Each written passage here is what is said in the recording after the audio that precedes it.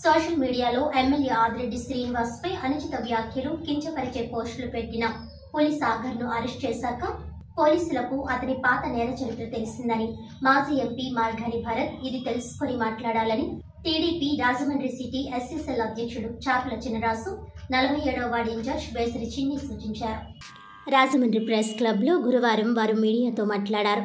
చాపల చినరాజు మాట్లాడుతూ గత ఎన్నికల్లో రాజమండ్రి ప్రజలు 72,000కు పైగా మెజార్టీతో చిత్తుగా ఓడించడంతో మైండ్ బ్లాక్ అయిపోయి ఇక్కడి వారికి ముఖం చూపలేక సింగిల్ సినిమా ఓయ్ నిన్నే హీరో మాజీ ఎంపీ మార్గాని భరత్ విజయవాడలో మీడియాతో మాట్లాడారని ఎద్దేవా చేశారు.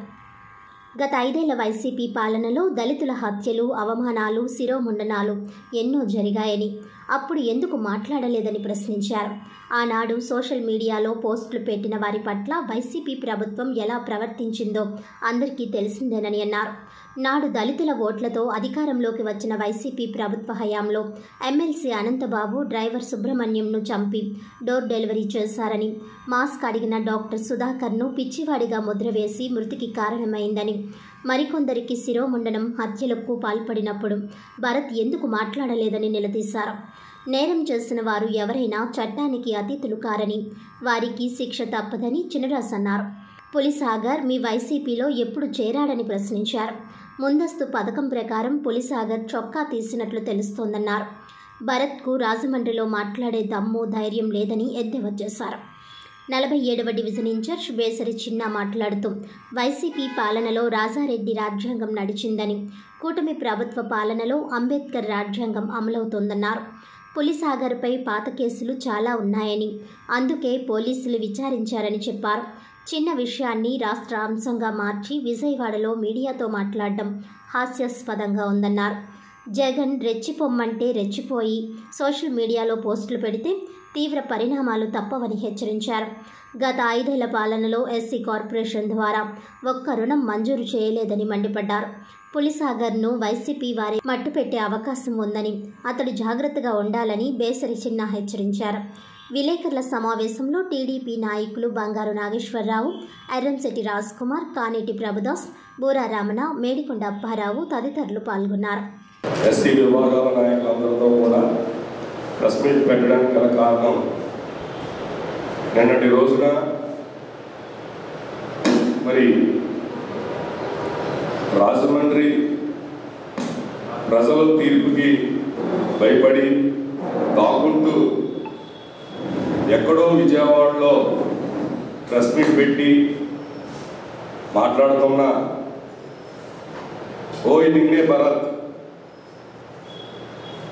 అలాగే సినిమా స్టార్లో ఫీల్ అవుతున్న సింగిల్ డే పొలిటీషియన్ మార్గాని భరత్కి పత్రికాముఖంగా తెలియజేస్తున్నది ఏమనగా, వాస్తవాలు తెలుసుకొని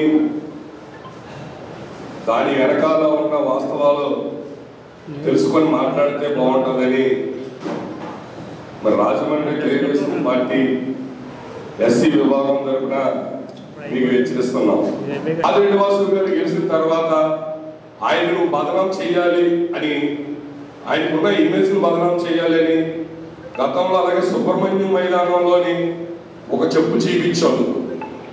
కానీ రాజమండ్రి ప్రజలు 72,000 మంది చెప్పులతో కొడితే నువ్వు ఎక్కడ ఉన్నావు? అది నీ సంస్కారం. మరి మా నాయకుడు ఆదిరెడ్డి వాసు గారు కానీ, ఆదిరెడ్డి అప్పారావు గారు కానీ మమ్మల్ని ఏ రోజు కూడా